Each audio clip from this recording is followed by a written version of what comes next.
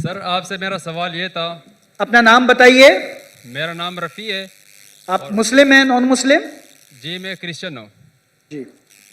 तो आपसे सवाल ये था, पाकिस्तान के मुसलमानों के हवाले से सवाल करना था कि आप जैसे आपने पहली बात की कि पाकिस्तान इस्लाम के नाम पर बना है और पाकिस्तान का मतलब है ला इलाहा इल्लल्लाह। तो मेरा सवाल ये है कि पाकिस्तान में इतने ज़्यादा उलमा कराम है, इतने ज़्यादा मदारस है और पाकिस्तान में सबसे बड़े बड़े तबलीगी इज्तिमाआत होते हैं, लेकिन अगर दूसरी साइड पर देखा जाए जितने भी बड़े बड़े गुनाह हैं और ऐसे ऐसे बातें जिसको अल्लाह ताला ने सबसे ज़्यादा मतलब मना किया हुआ है, तो उन मामलात में पाकिस्तान बाकी ममालिक से पहले नंबर पर है। यानी हमेशा वो तमाम बुराया जो अल्लाह ताला ने मना किया है दूसरे ममालिक के मुकाबले में वो पाकिस्तान में सबसे ज़्यादा है।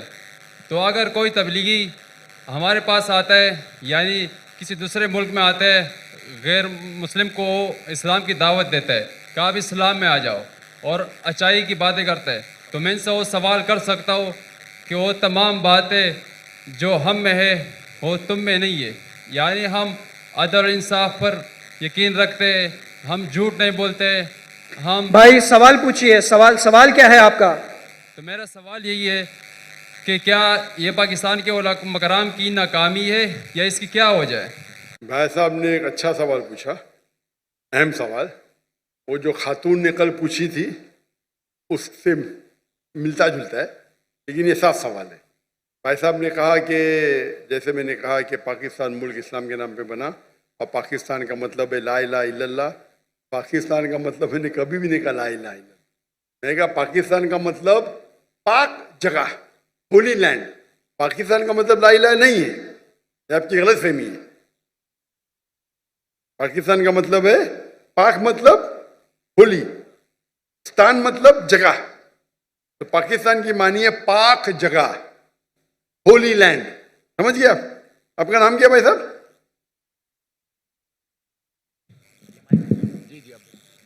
मेरा नाम रफ़ी है। रफ़ी, रफ़ी भाई। ईसाई, ईसाई आपने कहा, क्रिश्चियन है? जी जी हाँ। तो रफ़ी भाई ने सवाल किया था कि पाकिस्तान में कई बड़े उलमा हैं, कई हिस्से में होते, उसके बावजूद यहाँ हम देखते हैं कि बड़े बड़े गुनाह होते जो बाकी मुल्क में नहीं होते। तो इसे क्या समझे हम? सवाल क्या है? तो उन्होंने बोला सवाल है कि हम कहेंगे कि यह उलमा की नाकामयाबी है। क्या है इसका जवाब? है कि पाकिस्तान इस्लाम के नाम तो बन गया, कायम हो गया, लेकिन आप अगर मुझे पूछेंगे कि भाई साहब ने सही कहा कि यहाँ बड़े बड़े उलमा हैं, मैं भी यहाँ के उलमा की इज्जत करता हूँ, बड़े बड़े हैं, बड़े दानिश्वर है, बड़े बड़े लेक्चर्स होते, बड़े बड़े इज्तिमा होते, लेकिन यहाँ हम देखते हैं कि काफी गलत काम भी हो रहे हैं। एक चीज है कि अगर कोई दाई तकरीर करता है और अगर माशरा उसको फॉलो नहीं करता है, आप वो दाई पे दोष नहीं डाल सकते।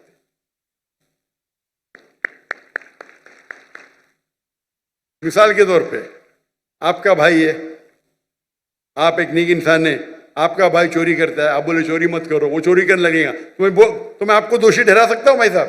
रफी भाई, आपका भाई अगर चोरी करने लगा, आप बोलेंगे मत करो, फिर भी कर रहा हो, बोलूंगा रफी आप नाकामयाब है, आप खराब इंसान है, बोल सकता हूं मैं?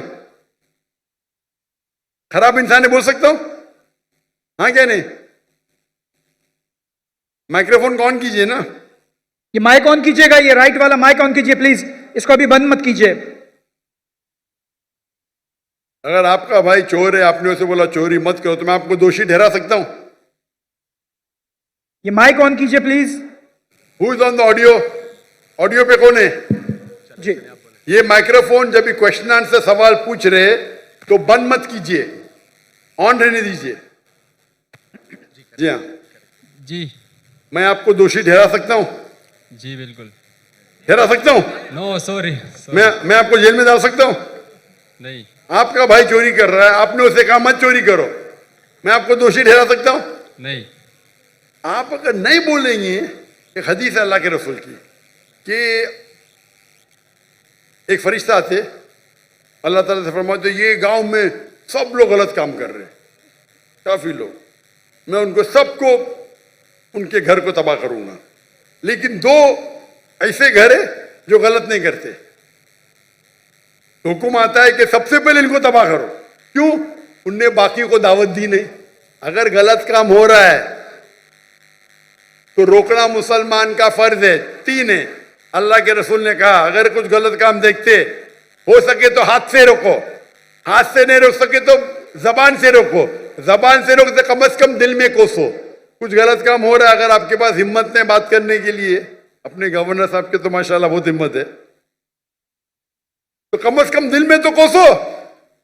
अगर इतना करेंगे तो आप लोवेस्ट लेवल के मुसलमान हैं। तो मैं जानता हूं जहां तक के यहाँ के उल्मा का सवाल है, जितनी महीने उनकी तकरीर, सारे उल्मा की तो नहीं सुनाओ, जितनों की महीने सुनाओ और जिससे मुतासिर हुआ हूं मैं, मिसाल के तौर पे डॉक्टर इस्तार अहमद, मुफ्ती तकी उस्मानी, मौलाना फजलुर रहमान, माशाअल्लाह ये अजीम उल्मा है, तकरीर कर रहे हैं इन लोग। और खुसूसन डॉक्टर इस्तार अहमद, जब मैं मिलने उनको आया था 51 में, मैं बोला क्यों है? मैं बोला इस्लामिक इदारे देखना है। बोले आपको पाकिस्तान में इदारे मिलेंगे, इस्लाम नहीं मिलेगा। अल्लाह उनको जन्नत नसीब फरमाए, जन्नत आला, आमीन जन्नत फिरदौस। आमीन। मुझे एक पाकिस्तानी अभी कल मिला, कल बोला डॉक्टर साहब जब डॉक्टर इसाम साहब जिंदा थे हमें उन कदर ही नहीं की, अभी मरने के इंतकाल होने के बाद हम सुनते हैं तो जो ने 20 साल पहले कहा वो अभी सही आ रहा है। पाकिस्तान के बारे में तो छोड़ो, हिंदुस्तान के बारे में डॉक्टर इसाम अहमद कहते थे बीजेपी 2 सीट है वो हिंदुस्तान को रूल करेंगे। क्या कौन सोच भी नहीं सकता था ख्वाब में। ये डॉक्टर इसाम अहमद साहब की दूर अंदेशी है, फॉर साइटेडनेस। जब बीजेपी की 2 सीट थे उस टाइम कहा कि बीजेपी हिंदुस्तान को रूल करेंगी। उनको हिस्ट्री के ऊपर महारत थी। तो ये कहना कि क्या उलमा नाकामयाब थे, मैं ये कहूंगा कि अफसोस की बात है उनको सुनने वाले ने उनकी इज्जत नहीं की। उस वक्त मैं हिंदुस्तान से मिलने आया डॉक्टर इस्लाम अहमद साहब को और उनकी सारी कसरें ली, और उस वक्त भी मुझे 3 चीज करते डॉक्टर इस्लाम अहमद साहब। एक होता है कि तफसीर कुरान, तर्जुमा कुरान पढ़ते थे, कुरान को दावत को फैलाते थे। दूसरा इस्लाह करते थे, शिर्क अक़साम शिर्क, राह निजात, कई तकरीर। और तीसरा उनका था पॉलिटिक्स। और मुझे पॉलिटिक्स से ज्यादा शौक नहीं है। अभी हिजरत करने के बाद शौक हो गया। शौक हो गया क्या, मैं कोशिश कर रहा हूं मैं दावती काम करूं पॉलिटिशियन के साथ।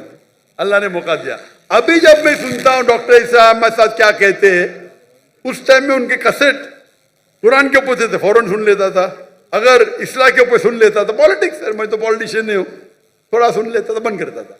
अभी मैं सुनता हूं तो उनकी दूरअंदेशी, फॉर साइटेडनेस इतना है कि 95 में कहा जो हिंदुस्तान में 20 साल बाद होगा।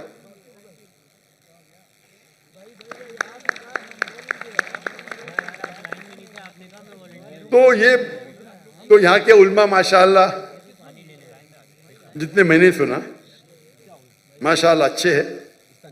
वो अफसोस की बात है कि लोग ने कदर नहीं किया उनका। तो आपको ये देखना चाहिए कि जिनके पास हक है बात करने का, आप बात करो। अगर यहाँ का माशरा तय नहीं है तो ये सिर्फ उल्मा की जिम्मेदारी नहीं है, सारी उम्मत की जिम्मेदारी है। दावा देना हर एक के लिए, मुसलमान के लिए फर्ज है। अगर आप दावत नहीं देंगे तो जन्नत में नहीं जाएंगे। सूरह अल असर के साथ, सूरह असर सूरह नंबर 103 आयत नंबर 1, 2, 3, वल असर, अल्लाह ताला वक्त की कसम खाते, इन्नल इंसान लफी खुस्र, बेशक इंसान खसारे में है, लॉस में है, सिवा इल्लल्लज़ीना आमनू व अमिलु सॉलिहाती व तवासौ बिल हक़्क़ व तवासौ बिस सब्र। सिर्फ वो लोग खसारे में नहीं है जो लोग के पास ईमान है, अमल सॉलिहात है, व तवासौ बिल हक़्क़, लोगों को दावत देते हैं, व तवासौ बिस सब्र। तो दावत देना हर एक का फर्ज है। तो मेरी ये इल्तिजा है मेरे पाकिस्तानी भाइयों और बहनों से, नंबर 1, क्योंकि मैं पाकिस्तानियों से बाहर ज्यादा मिलता हूं, यहां भी मिल रहा हूं माशाअल्लाह, पाकिस्तानी लोग ज्यादा मुतासिर है अमेरिका के साथ। उनकी हयात मकसद, मैं कल तकरीर किया था, हमारी जिंदगी का मकसद क्या है? अमेरिका जाना, यूके जाना, वेस्टर्न। और मुझे क्या बोलते, अरे हालात पाकिस्तान के बहुत बुरे इसलिए मैं जा रहा हूं। अरे बुले किया किसने हालात को? आप लोगों ने। उसके बावजूद पाकिस्तान अमेरिका से 100 दर्जा बेहतर है आखिरत के लिए, 1000 दर्जा, माफी चाहता हूं। आप पाकिस्तान में रहेंगे, जन्नत के जाने के इम्कान 1000 गुना ज्यादा है बनिस्बत अमेरिका में। और ये डंकी की चोट पे कहता हूं, और मेरे तकरीर की वजह से माशाअल्लाह गिनती तो ने हजारों, टेंस ऑफ थाउजेंड पाकिस्तानी जो माइग्रेट करने वाले थे यूरोप में, अमेरिका में, माशाअल्लाह उन्होंने अपना इरादा बदल दिया। जहां तक कि यहाँ के माशरे की सवाल, जैसा मैंने कहा, गवर्नर साहब आपके साथ है, आप भी साथ दीजिए, और हमेशा अल्लाह और अल्लाह के रसूल के बात पे जुड़ जाइए। अल्लाह ताला फरमाते सूरह इमरान में, सूरह नंबर 3 आयत नंबर 103 में, वातसिमू बिहब्लिल्लाहि जमिया वला तफरक़ू, वातसिमू बिहब्लिल्लाहि जमिया वला तफरक़ू, अल्लाह की रस्सी को मजबूती से पकड़े और आपस में मत बंटो। ये कहने के लिए मेरे को गौर से सुनो पाकिस्तानी भाइयों और बहनों, उसका मतलब नहीं कि आप कुरान और अल्लाह के रसूल के साथ जुड़ो, कोई पार्टी के साथ मत जुड़ो। अगर दुनियावी पार्टी के साथ जुड़ेंगे तो कुर्सी के चक्कर में अल्लाह और अल्लाह के रसूल को पीछे छोड़ देंगे।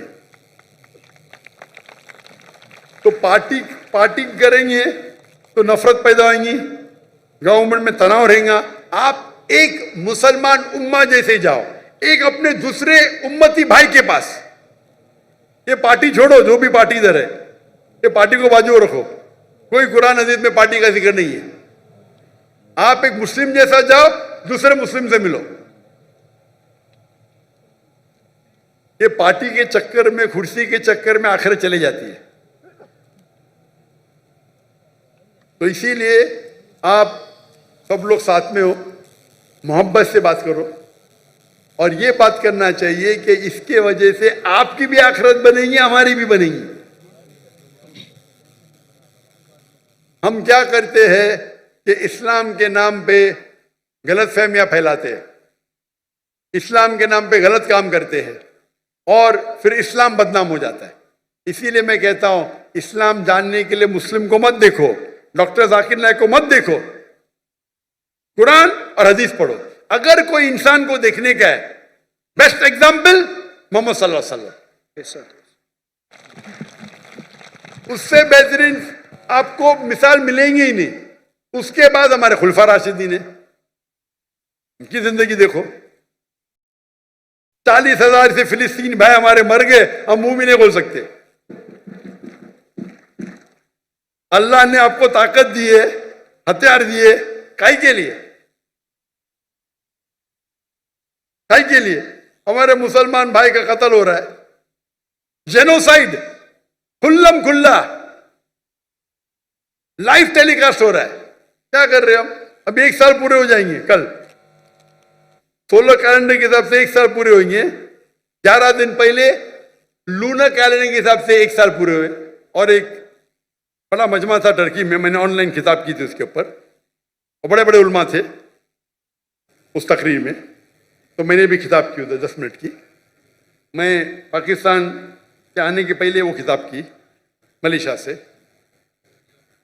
तो इंशाअल्लाह अगर आप अल्लाह और अल्लाह के रसूल के बात पे एक हो जाएंगे, अल्लाह ताला आपके साथ रहेगा। और इंशाअल्लाह उम्मीद करता हूं कि इंशाअल्लाह पाकिस्तान मानी की तौर पे पाक हो, इंशाअल्लाह पाक हो, ताकि इस सरजमीन पे कोई गुनाह ना हो। इंशाअल्लाह दुआ करते, आज नहीं तो कुरान में तो लिखा ये वक्त आएगा, चाहे आप जिंदा रहे मैं जिंदा रहे, कुरान में तो लिखा हुआ है, जो मैंने आयत कोट की 3 जगह पे, इंशाअल्लाह 7 साल तक के सारी धरती पे इस्लाम की शरीयत नाजिल होंगी और इंशाअल्लाह सबसे अमन का मौका रहेगा उस वक्त। जज़ाकल्लाह जी। डॉक्टर साहब, एक और बात करनी थी कि जो आपने बात की है ना कि अगर कोई मुसलमान अमेरिका में रहेगा तो उसके जन्नत में चांसेस कम है और जो पाकिस्तान में रहेगा उसके ज़्यादा है।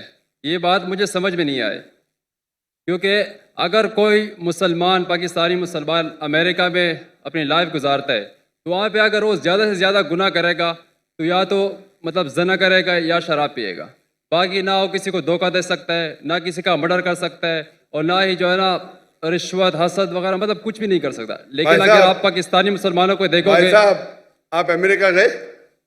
नहीं, मैं गया हूं, इतने बार गया कि मुझे कैंसिल कर दिया मेरा वीजा।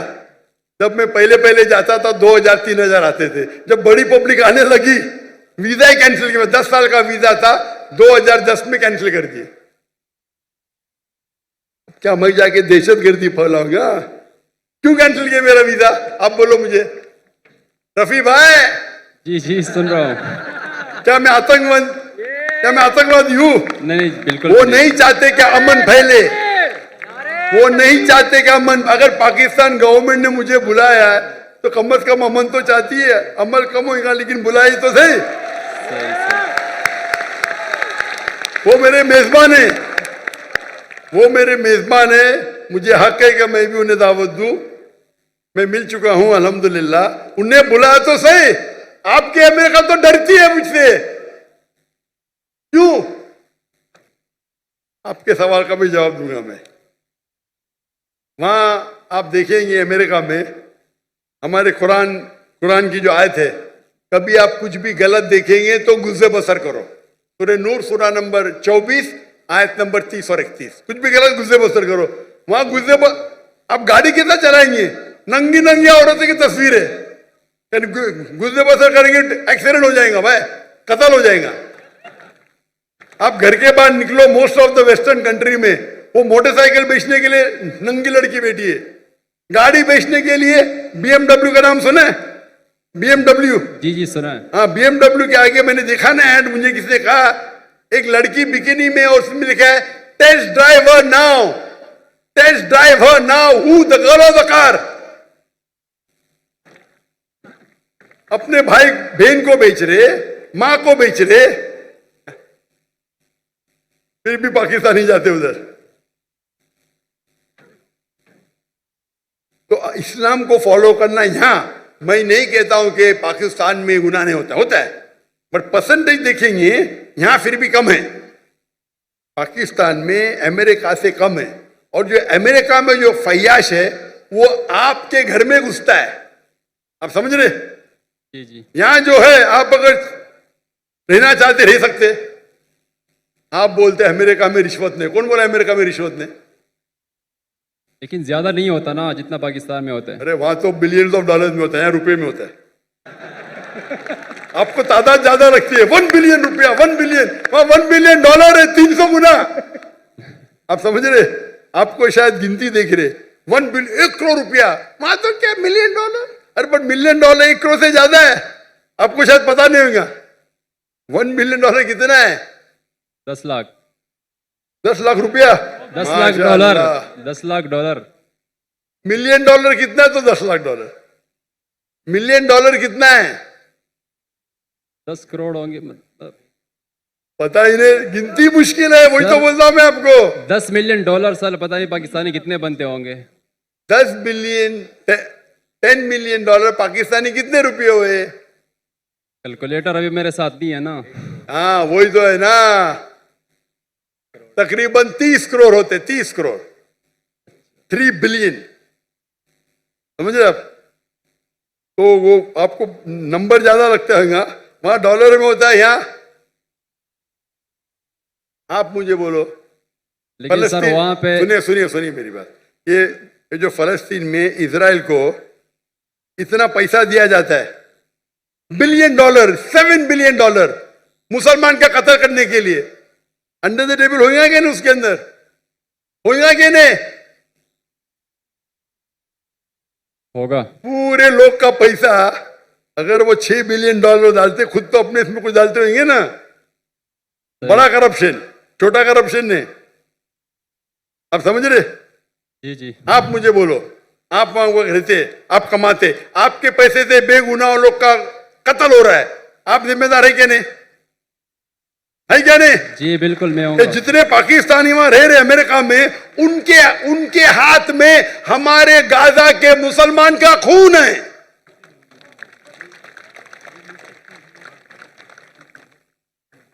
ठीक है, इल्तिजा करते होंगे, लेकिन ये तो सालों से होते जा रहा है। कौन रहने के लिए?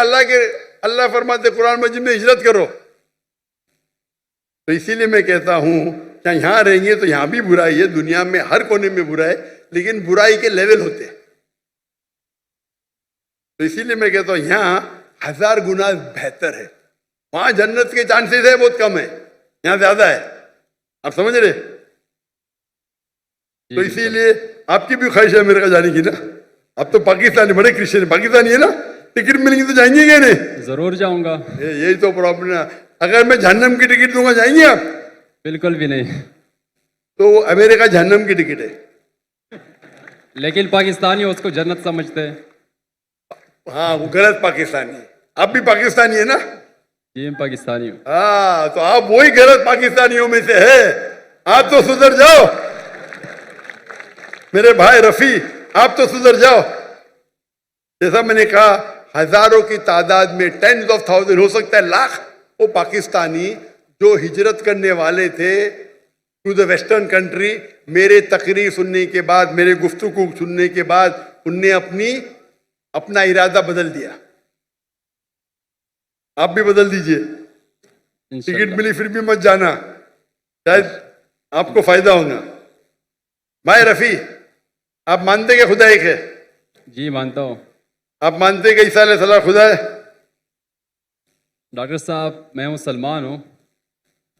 आप मुसलमान हैं? माजर करता हूँ आपसे, मैंने झूठ बोला क्योंकि मुझे अभी जल्दी घर जाना था, तो सबसे पीछे लाइन में खड़ा था। मैंने बोला कि यार मुझे मौका ही नहीं मिलेगा, तब सवाल हो गया। तो अगर आप मुसलमान हैं तो आपने बहुत बड़ा गुनाह किया। अगर Sorry, सवाल अस्तगफिरुल्लाह। पूछने के लिए आपने कहा कि मैं ईसाई हूं, ये बहुत बड़ा गुनाह है। मैं तौबा करता हूँ अल्लाह से। अल्लाह मुझे कलमा माफ करे। पढ़ेंगे? जी ला कलमा पढ़ो आप इसे। ला इलाहा इल्लल्लाह मुहम्मद रसूलुल्लाह। क्योंकि सवाल पूछना फर्ज नहीं है। आप लाइन तोड़ने के लिए झूठ बोले, लेकिन ख्वाहिश थी आपसे सवाल तो करना। ये भी हो सकता है ना, क्या जन्नत में जाने के लिए भी आप झूठ बोल के जन्नत में पहला जाएंगे? बराबर के नहीं? नहीं मैं पीछे जन्नत में भी लाइन बड़ी रहेंगी, बहुत लंबी रहेंगी। आप बोले मुझे पहले जाने का, तो आगे कर देंगे आपको। मैं कराची यूनिवर्सिटी में पढ़ता हूँ ना, वो गेट बंद हो जाता है 1 बजे के बाद, तो इसलिए। अरे गेट बंद होगा तो सुबह में जाना, क्या प्रॉब्लम है? यहाँ तकरीर चलते रहेंगी माशाल्लाह, आपको फायदा होगा ना। जी जी। हाँ क्या नहीं? तो गेट बंद होने की वजह से आप ये कह रहे कि मैं मुसलमान नहीं हूं, ये तो बहुत बड़ा गुनाह है। इंशाअल्लाह ताला आपको माफ करे और उम्मीद है कि अल्लाह ताला आपको हिदायत दे। आमीन। जी खुशामदीद दोस्तों, उम्मीद करता हूँ वीडियो आपने पूरी देखी होगी और आपको पसंद भी आई होगी। भाइयों दोस्तों, ज़माने के साथ साथ इंसानों की तादाद में इजाफ़ा हो रहा है। एक इंसान आता है, वो बड़ा होता है, उसकी शादी होती है, अल्लाह उसको औलाद देता है, फिर वो बड़ा होता है, फिर उसकी औलाद। तो औलाद की तरबियत करना ये इंसान की सबसे बड़ी ज़िम्मेदारी है। एक बाप को चाहिए कि वो अपने औलाद की तरबियत इस्लाम के उसूलों के मुताबिक करे। सहाबी की ज़िंदगी, सहाबे किराम की ज़िंदगी, उनके अखलाक, उनके कारनामे उनके सामने रखे जाए, ताकि ये बच्चा बड़ा होकर उन्हीं सहाबा के नक्श कदम पर चल पड़े। कुरान में अल्लाह ताला फरमाते हैं, या अय्युहल्लज़ीना आमनू क़ू अनफुसकुम व अहलीकुम नारा, ए ईमान वालो अपने आप को और अपने अहल व अयाल को जहन्नम की आग से बचाओ। यहाँ पर अहल व अयाल से मुराद क्या है? यहाँ पर अहल व अयाल से मुराद आपके बेटे, आपके बेटियाँ, आपके भाई, आपके जितने भी लोग आपके मातहत हो, वही आपके ऊपर, वही आपके अहल व अयाल है। तो लिहाजा अपने अहल व अयाल की तरबियत करना और उनको सही अखलाकियात सिखाना, ये एक बाप की ज़िम्मेदारी होती है। और आपने दुनिया में बहुत सारे लोग होंगे, बहुत सारे सेलिब्रिटीज़ आपने देखे होंगे कि वो लोग अपनी औलाद की किस तरह तरबियत करते हैं। अभी आपने डॉक्टर ज़ाकिर नाइक को देखा, माशाल्लाह अल्लाह ने बहुत इज़्ज़त दी, बहुत सालों से वो दीन की मेहनत कर रहे हैं और तकाबुल अध्ययन और इसी तरह लोगों को सवालात और लोगों के एतराज़ात और उनके जवाबात और इसी तरह लोगों को मुफस्सिल और मुदल्लिल जवाबात देते हुए अल्लाह ने उनको बहुत शोहरत दी और बहुत इज़्ज़त दी। उनके बेटे को अगर आप देखें शेख फ़ारह अहमद, तो माशाल्लाह बिल्कुल अपने वालिद की नक्श कदम पर चलते हुए एक सही मानों में अपने बाप की तर्जुमानी कर रहे हैं। शेख फ़ारह अहमद की मैं बात कर रहा हूँ। तो हमें भी चाहिए कि अपनी औलाद की तरबियत इस्लाम के उसूलों के मुताबिक करें, ना कि उनकी तरबियत ऐसे करें कि हर मौके पर आप सेल्फियाँ ले लें और हर मौके पर आप तस्वीर बनाएं और उसको सोशल मीडिया के ऊपर डाल दें कि पार्टी विद फ्रेंड्स, और इसी तरह एक दूसरी तस्वीर आप ले लें और chill time, summer time, vacation time, ये फारिग लोगों का काम, ये आप छोड़ दें। अपने बच्चों को ऐसी अखलाकियात से दूर करें जिनसे वो माशरे में लोगों की नज़रों में गिर जाए या लोगों की नज़रों में वो कम आए। तो अपने औलाद को कुरान की तरबियत दे, इस्लाम की तालीमात दे और उनको ऐसे तालीमात देनी चाहिए ताकि अगर आप इस दुनिया में ना भी हो तो उनके नेक अमाल की वजह से वो सवाब व अजर व सवाब आपको मिलता रहे। अगर आपने अपने बेटे को हाफिज़ कुरान बनाया, कुरान समझने वाला बनाया, कल को यही बेटा जब आप दुनिया में नहीं होंगे, ये लोगों को कुरान की दर्स देगा, कुरान की तालीम देगा, तो इनका अजर व सवाब आपके अकाउंट में आता रहेगा और यूँ आपका अकाउंट क़यामत तक जारी रहेगा। तो भाइयों दोस्तों, औलाद की तरबियत में बहुत ज़्यादा एहतियात करनी चाहिए ताकि आपकी औलाद बिगड़ ना जाए और गलत रास्ते पर ना चला जाए। उम्मीद करता हूँ वीडियो आपको पसंद आई होगी। अगर वीडियो आपको पसंद आए तो इस चैनल को सब्सक्राइब करें। बहुत शुक्रिया।